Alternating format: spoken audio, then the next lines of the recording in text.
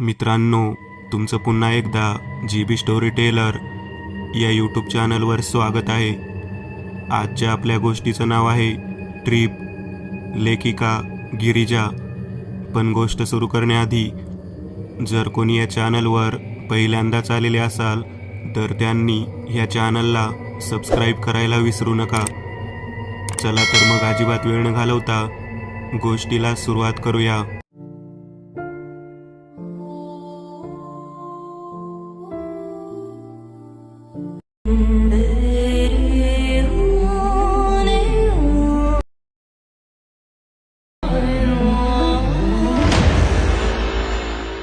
सकाळ सकाळी मला परेशचा कॉल आला.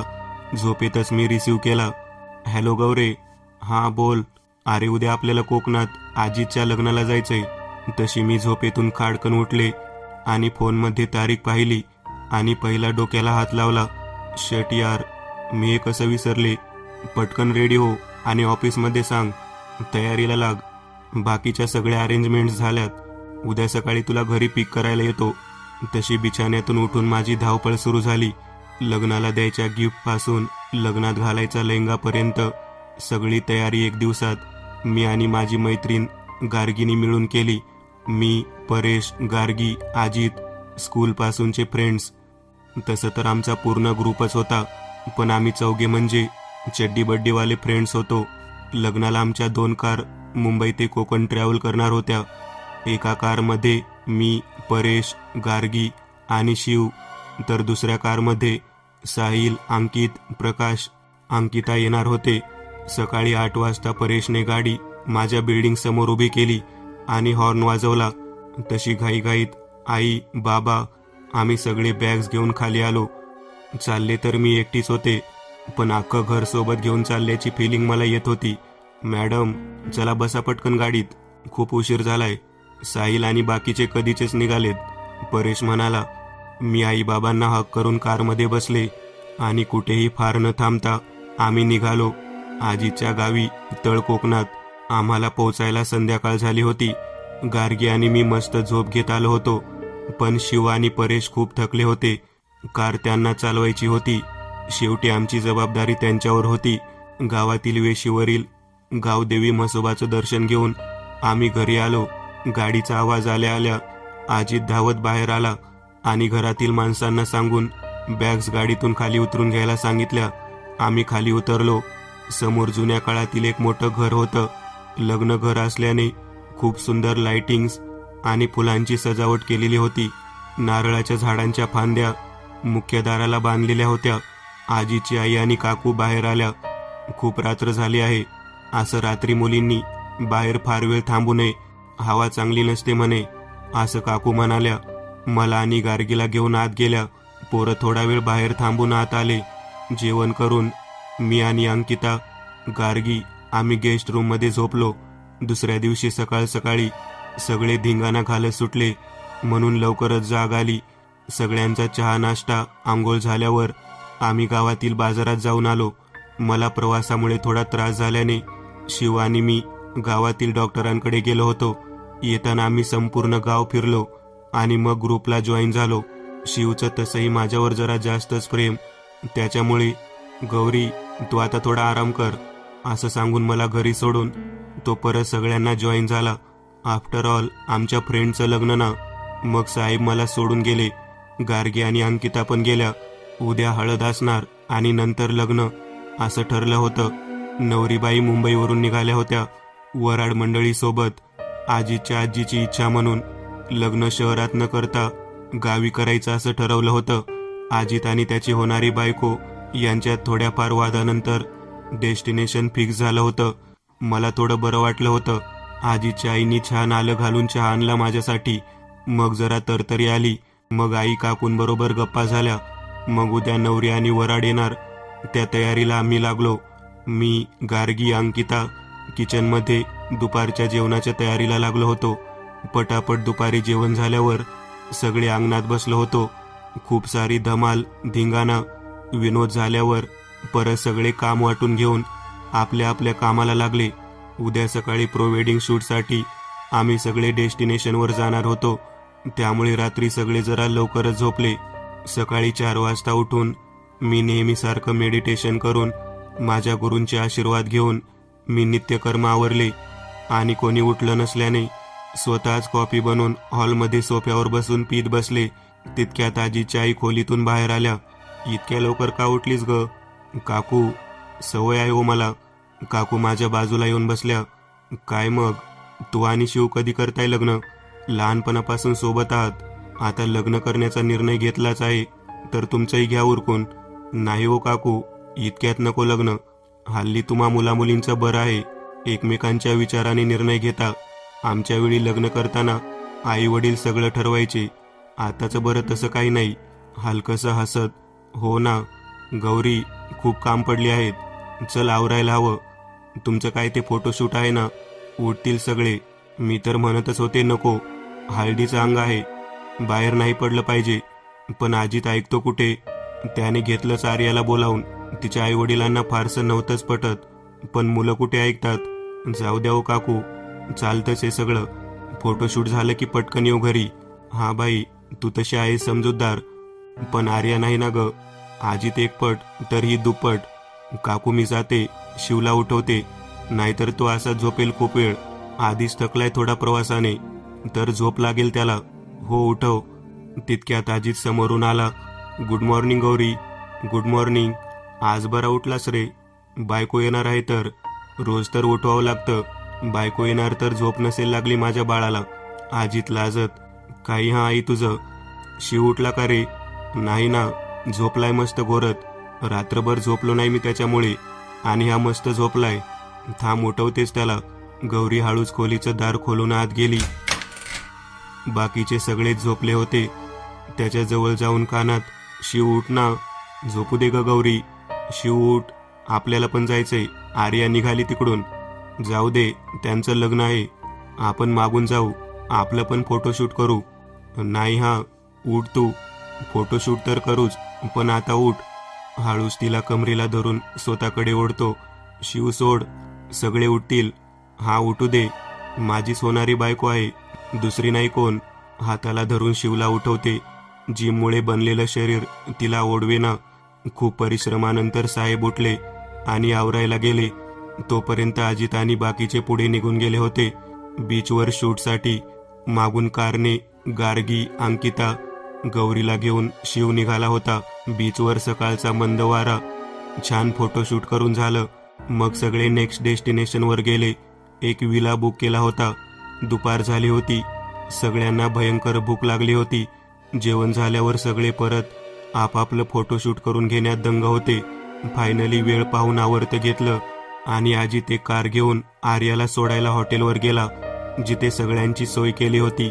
साहिल, अंकित, परेश, गार्गी, शिव आणि मी आम्ही मोठ्या गाडीत निघालो.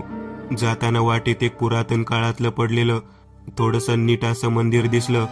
फोटोज काढण्याच्या मोहाने सगळे गाडीतून उतरले. अरे फार उशीर झालाय, नको, आपण उद्या येऊ म्हणत असताना कोणीही ऐकायला तयार नाही. अरे यार गौरी, एन्जॉय कर ना ग, जाऊ दे ज्यांना जिकडे जायचंय. तू पण चल, काकूची मॉनिटर नको बनूस. शिव, आपल्याला इथली फारशी माहिती नाही, दिवसा गोष्टी वेगळ्या असतात. आता अंधार पडेल थोड्या वेळात, सांग ना यांना. गौरी, हे बघ, मी ट्रिपसाठी आलोय आणि मला तुझ्याशी वाद नकोय. नाही यायचं तर नको येऊस, पण त्यांना नको अडवूस. गौरीला राग आलेला हे माहीत होतं, म्हणून तोही नाही गेला. तिथेच गाडीजवळ थांबला. तिला एकटीला सोडून जाणं त्याला जमत नव्हतं, पण राग तर त्यालाही आलाच होता, म्हणून पुढच्या सीटवर जाऊन झोपला. काही वेळाने सगळे मंदिर पाहून बाहेर आले. मंदिरातील पुरातन अवशेष, मूर्त्या खरंच सुंदर होत्या. साहिलने फोटोज घेतली होती. काही वेळानंतर गार्गीने गौरीला हळूच कानात काहीतरी दाखवायचे म्हणून बॅगेतून एक दगडाची मूर्ती दाखवली. गौरी जवळजवळ तिच्यावर ओरडलीच, पण वेळ पाहता शिवकडे बघून शांत राहिली. आधी चिडला होता तो तिच्यावर. गार्गीने तिथून एका मूर्तीचा चेहऱ्याचा अवशेष उचलून आणला होता. बकऱ्यासारखा चेहरा असलेली सेंद्रिय देवतेची असावी. घरी आल्यावर सगळे रात्रीच्या प्रोग्रामसाठी तयारी करायला आपापल्या खोलीत गेले. रात्री डान्स, संगीत, डिबेट होणार होतं. गौरी शिवशी फार न बोलता तशीच निघून गेली. नंतर तयारी करून सगळे संगीत सेरेमनीसाठी जमले होते. गौरीनी लाईट पर्पल कलरचा गाऊन घातला होता. ती आवरून गार्गी बरोबर निघून गेली होती हॉलमध्ये. शिव गौरीला घरी शोधत होता. फार वेळ शोधून नंतर तोही आवरून हॉलवर आला. गौरी अंकिता सोबत बसली होती. शिवनी गौरीला पाहिलं. खूप गोड दिसत होती. त्याचा राग कुठच्या कुठे पळून गेला होता. त्याने फोन काढून गौरीला मेसेज केला, मिस गौरी, खरंच खूप छान दिसताय. हो का? कुठे आहात आपण मिस्टर परफेक्ट? तुझ्या समोर. गौरी एकदम शॉक. सेम कलरचा प्रिंटेड कुर्ता घातला होता. एकदम राजकुमार दिसत होता. गौरी जवळ आला आणि डायरेक्ट तिला जवळ ओढून घेत उभा राहिला. गार्गी, आम्ही आहोत बरं इथं सगळे. तसा लाजून शिव जरा लांबच झाला. अजित आर्या खूप गोड दिसत होते. कपल डान्स परफॉर्मन्स नंतर सगळ्या फ्रेंड्सचा ग्रुप डान्स झाला आणि नंतर फॅमिली मेंबर्सचा डान्स झाला. बाबांनी आईसाठी छान असं गाणं देखील गायलं. आई खूप लाजल्या. नंतर सगळ्यांचं जेवण झालं आणि सगळे घरी निघाले. उद्या लग्न आहे म्हणून. शिवानी गौरीचा सगळा राग काढला होता, त्यामुळे दोघे खुश होते. शिवने कारने गार्गी, गौरी, अंकिता यांना घरी सोडलं व बाकीच्यांना पिक करायला परत गेला. गौरी, गार्गी, अंकिता आवरून झोपायला गेल्या. शिव परत आल्यावर त्याच्याशी बोलून गौरी झोपायला आली. गार्गी आणि अंकिता झोपल्या होत्या. गौरी गार्गीच्या बाजूला जाऊन झोपली. रात्री 3 वाजता गार्गी उठून त्या मूर्तीकडे पाहत बसली होती. गौरीला तहान लागली म्हणून ती उठली, तर तिने गार्गीला झोप म्हणून सांगितलं आणि ती मूर्ती ठेवून गार्गी झोपली. सकाळी गौरी उठली तेव्हा गार्गी बाजूला नव्हती. पाहून बाहेर पाहायला गेली तर ती घरात नव्हती. गौरी पटकन मुलांच्या रूममध्ये जाऊन शिवला उठवून घरभर गार्गीला शोधू लागली. घरात काही ती सापडली नाही. मग काळजी वाढू लागली. 4 वाजले होते सकाळचे. गौरी गार्गीला फोन लावत होती. फोन घरातच होता. अजून काळजी वाटू लागली तिला. रात्री पण मूर्ती घेऊन बसली होती. तिला एकटक पाहत कोणालाही न सांगता शिवने गाडी काढली. दोघे हॉटेलवर गेले. तिथे आर्याला विचारलं, शोधलं, तर तिथे पण नव्हती. मग शिव आणि गौरी तिथेही कोणाला कळू न देता गार्गीला शोधू लागले. का माहीत नाही, पण तिला असं वाटलं एकदा त्या मंदिरात पाहावं जिथे ते गेले होते. गौरी शिववर चिडली होती. ती नको म्हणत असताना त्या दिवशी त्यांनी कोणाला अडवलं नव्हतं, पण काही न बोलता ते तिकडे गेले. उजाडत आलं होतं. शिव शांतपणे कार चालवत होता. फायनली ते तिथे पोहोचले. गौरी आणि शिव आत गेले.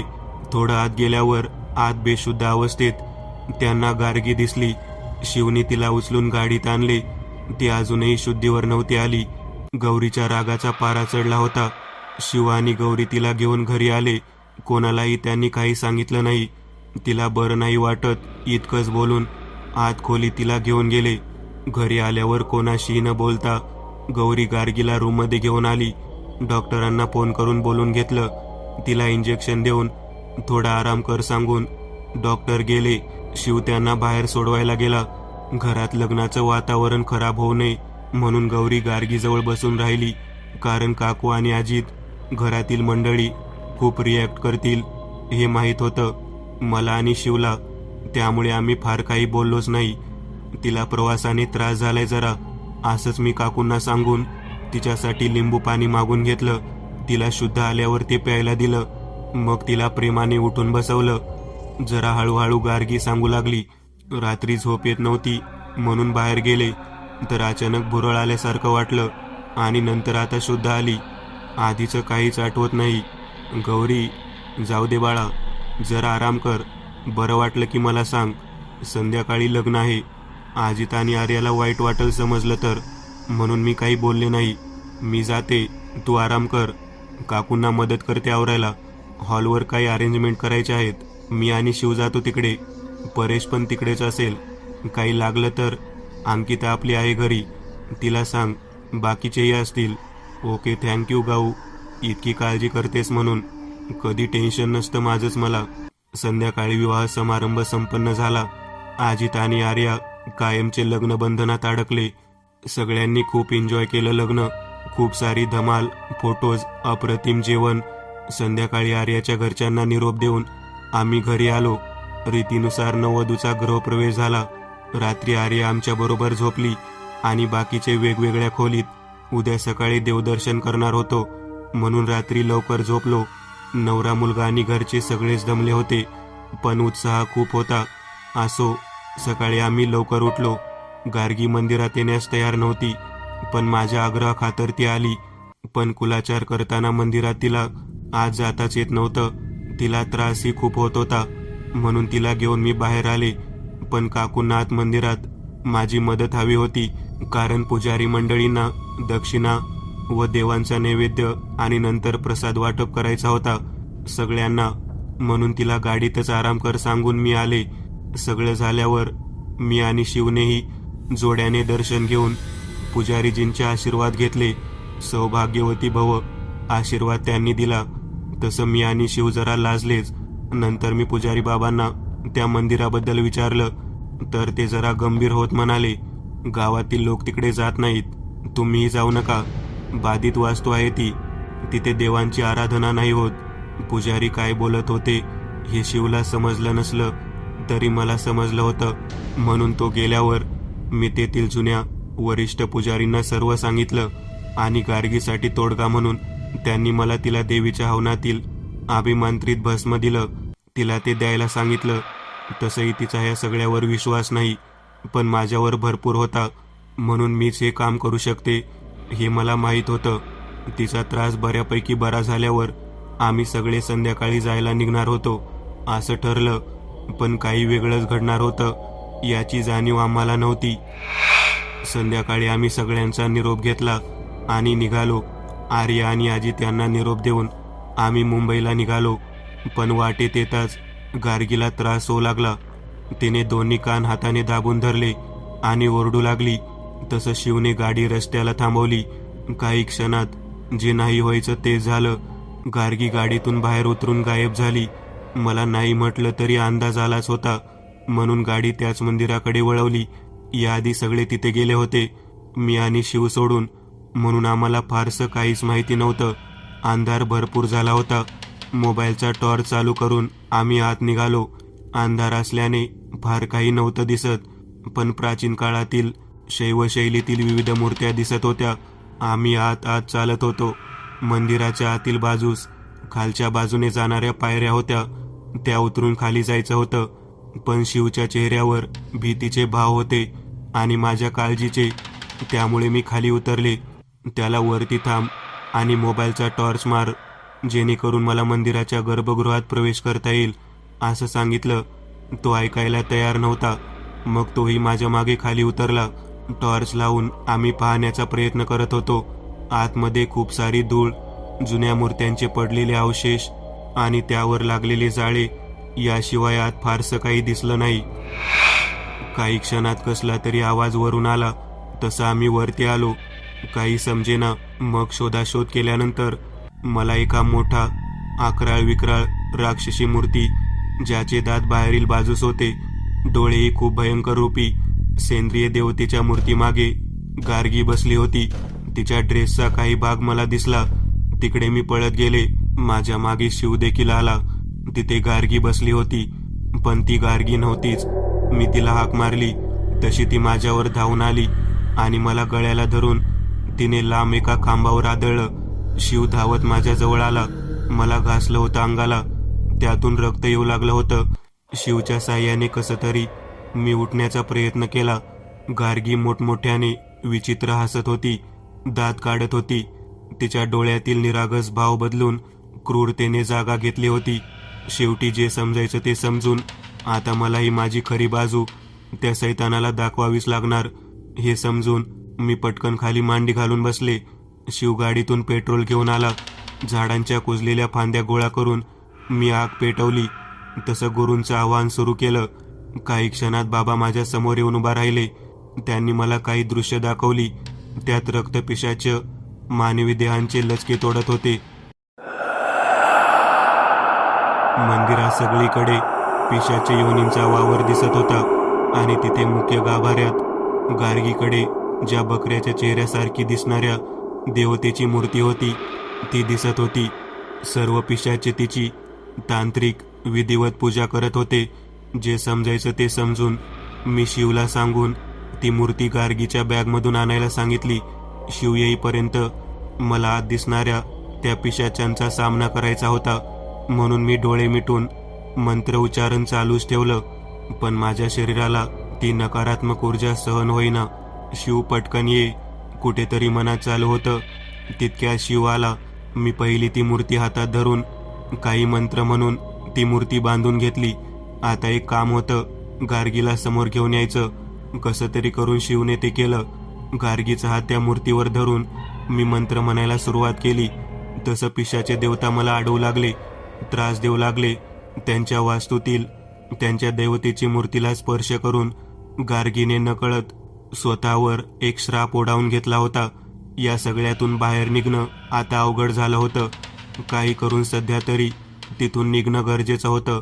म्हणून माझ्या गळ्यातील रुद्राक्ष माळ गार्गीच्या गळ्यात घालून मी शिवला न थांबवता माझ्या आधी तू मंदिरातून बाहेर जा असं खुणावलं. नशीब शिवला ते समजलं आणि वाद न करता तो बाहेर जाऊन कार स्टार्ट करू लागला. तशी गार्गीला घेऊन मी स्वतःच्या बाजूला एक मंत्र कवच निर्माण केलं, जेणेकरून माझ्यावर हल्ला होऊ नये आणि आम्ही सुखरूप बाहेर पडलो. गार्गी बेशुद्ध अवस्थेत होती. मी पूर्ण घामाने भिजले होते. शिवने मला बाहेर आलेलं पाहून निश्वास टाकला आणि गार्गीला आम्ही गाडीत बसवलं आणि कार स्टार्ट करून थेट मुंबईला निघालो. जे घडलं होतं ते इतकं भयंकर होतं की कल्पनाही करवत नव्हती. पण एकमेकांचं मनोबल वाढवून आम्ही रात्री प्रवास करून सकाळी मुंबईला पोहोचलो. मी एक नवीन चॅनल ओपन करत आहे. त्यावर तुम्हाला ॲनिमेटेड हॉरर स्टोरीज पाहायला मिळतील. त्या चॅनलची लिंक या व्हिडिओच्या डिस्क्रिप्शन मध्ये दिलेली आहे. चॅनलला सबस्क्राईब करायला विसरू नका. मित्रांनो, आज पुरतं एवढंच. तुम्हाला जर काही गोष्ट आवडली असेल तर नक्की लाईक करा. तुमच्यापैकी बरेचसे जण व्हिडिओ लाईक न करताच पळून जातात. पण हा जर व्हिडिओ तुम्ही लाईक केला तर मला जरा बरं वाटेल आणि असेच भारी भारी व्हिडिओ बनवायची माझ्यात एनर्जी येईल. त्यामुळे नक्की लाईक करा. आणि अजूनही कोणी या चॅनलला सबस्क्राईब केलेलं नसाल तर लगेच सबस्क्राईब करून टाका. आणि बाजूची घंटी ती मात्र दाबायला विसरू नका. देवाची घंटी आहे ती. चला तर मग पुन्हा भेटूया अशीच एक आगळी वेगळी गोष्ट घेऊन पुढच्या भागात.